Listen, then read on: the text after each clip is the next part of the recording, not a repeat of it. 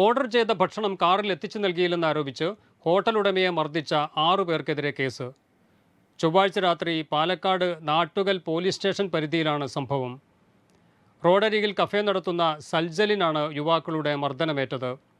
നാട്ടുകൽ സ്വദേശികളായ യൂസഫ്, ഷുക്കൂർ, ഷിഹാബ്, റാഷിദ്, ബാദുഷ എന്നിവരും കണ്ടാലറിയാവുന്ന മറ്റൊരു യുവാവും കാറിലെത്തി ഭക്ഷണം ഓർഡർ ചെയ്യുകയും പുറത്തു നിർത്തിയ കാറിലേക്ക് ഭക്ഷണം എത്തിച്ചു തരാൻ ആവശ്യപ്പെടുകയുമായിരുന്നു. എന്നാൽ സൽജിൽ ഇതിന് തയ്യാറായില്ല. ഇതോടെ അക്രമാസക്തരായ യുവാക്കൾ സൽജലിനോട് തട്ടിക്കയറുകയും മർദ്ദിക്കുകയുമായിരുന്നു. സൽജലിനെ ആക്രമിക്കുന്നത് കണ്ട് രക്ഷിക്കാനെത്തിയ തൊഴിലാളിക്കും മർദ്ദനമേറ്റു.